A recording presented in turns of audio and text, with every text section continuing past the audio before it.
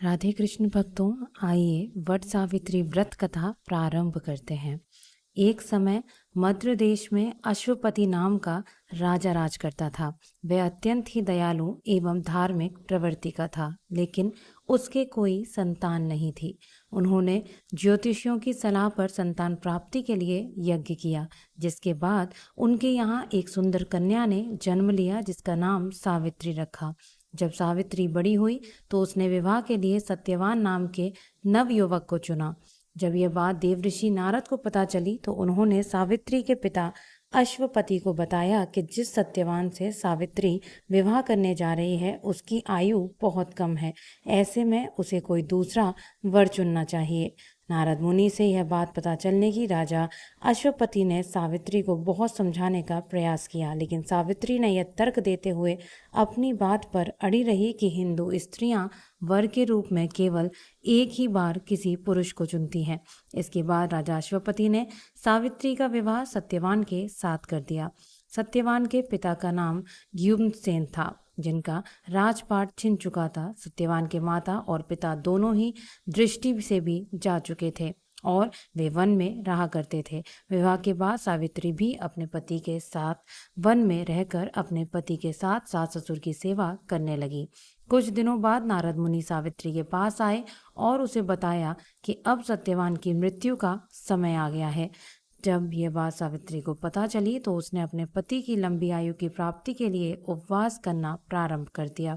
मान्यता है कि जिस स्थिति पर सत्यवान की मृत्यु के बाद नारद मुनि ने बताई थी, सावित्री ने उसी दिन भी अपना व्रत रखा। सत्यवान उस दिन जब जंगल में लकड़ी काटने के लिए जाने लगे तो सावित्री भी उनके साथ गई। जंगल में सत्यवान जब लकड़ी काट रहे थे तो उनके सिर में अचानक से बहुत ज्यादा पीड़ा होने लगी और वे सावित्री की गोद में सर रखकर लेट गए। सावित्री ने अचानक देखा कि वहां पर यम देवता अपने दूतों के साथ आ पहुंचे हैं। इसके बाद जब यमराज सत्यवान के प्राण हरने के बाद दक्षिण दिशा की ओर जाने लगे तो सावित्री भी उनके पीछे पीछे चलने लगी। सावित्री को पीछे आते देख यमराज ने कहा कि हे पवित्र नारी, जहां तक तुम अपने पति का साथ दे सकती थी तुमने दिया, अब तुम वापस लौट जाओ। तब सावित्री ने कहा कि जहां मेरे पति रहेंगे मुझे भी उनके साथ वही रहना है, यही मेरा पति के प्रति पति धर्म है। सावित्री की बात को सुनकर यमराज प्रसन्न हो गए और उन्होंने उससे वर मांगने को कहा। तब सावित्री ने उनसे अपने सास ससुर की आंखों की रोशनी लौटाने को कहा। यमराज जी ने तथास्तु कहते हुए सावित्री को लौट जाने को कहा, लेकिन फिर सावित्री उनके पीछे पीछे चलती रही। सावित्री की पवित्रता को देखते हुए एक बार फिर यमराज ने उनसे वर मांगने को कहा। तब सावित्री ने उनसे अपने सास ससुर से खोया हुआ राज्य वापस मांगा।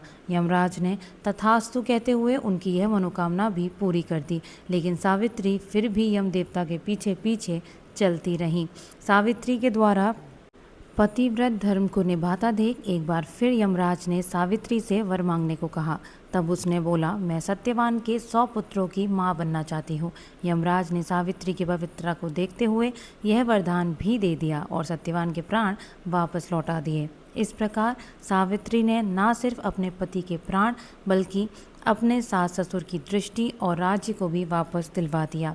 मान्यता है कि इस वट सावित्री की इस पावन कथा को कहने या सुनने से विवाहित महिलाओं को अखंड सौभाग्य का वरदान प्राप्त होता है। बोलिए सावित्री मैया की जय।